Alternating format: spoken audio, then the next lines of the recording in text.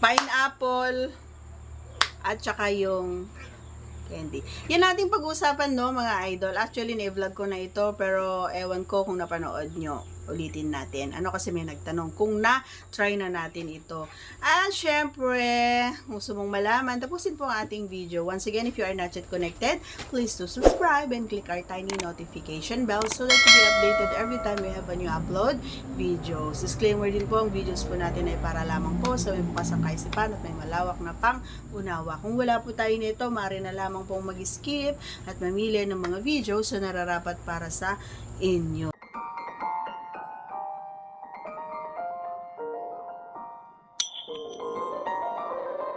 Okay, so sagutin na natin kaagad ito, mga idol. Ayan. Ang tanong ni idol ay kung nasubukan na ba daw natin. Gaya ng sinabi ko kanina on my first paragraph,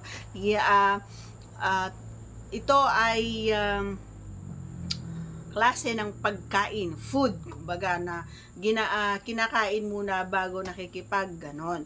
So, yung pag-inom ng ganon is yes, and yung candy, oo. Hindi ko alam kung tama yung ginawa ko. Uminom muna tayo, and pagkatapos natin ay habang kami ay naandun na or kumakain na kami parehas, syempre siya muna yung nauna, and then ako, binigyan ko din siya, of course. Parehas kami. Binigyan ko din siya ng candy, ako din habang kami ay kumakain, ganun din siya. At syempre, alam mo, kakaiba talaga yung dating, kakaiba yung saya, kakaiba yung kilig. Ibang dating kapag may ganun kasi medyo medyo maanghang ng kaunti, and may konting kibot, kumbaga, habang syempre, kapag nakikipag ka doon, medyo maanghang, di ba? So, para sa akin, masarap siya. Ayun, masarap siya. Matamis, matamis na medyo maanghang, masarap siya, at talagang may cool effect, cooling effect. Yun, may cooling effect siya sa loob. Ayan, cooling effect. Sabi naman niya, habang kumakain siya ay mabango daw, at hindi ko alam, parang hindi naman, ang bilis naman umepekto, parang hindi naman, talagang sadyang mabango lang talaga. So, siguro, kaya nasabi niya lang na mabango, gawa nga ng, meron din siyang candy akong ibinigay, and nakakatulong din ito din ito, lalong-lalo na sa inyo. Syempre, may mga boys kasi, mga idol, na halos ayaw kumain gawa nga ng, hindi natin masasabi na may walang amo. Meron at meron talaga, kahit na bagong hugas lang yan.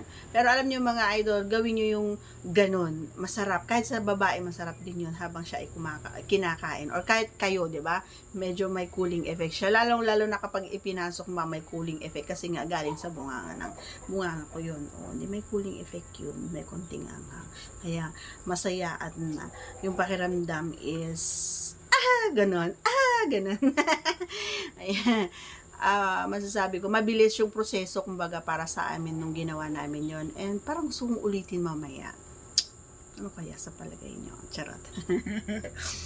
Minsan kasi hindi ko na nagagawa minsan yung mga ganon, gawa nga ng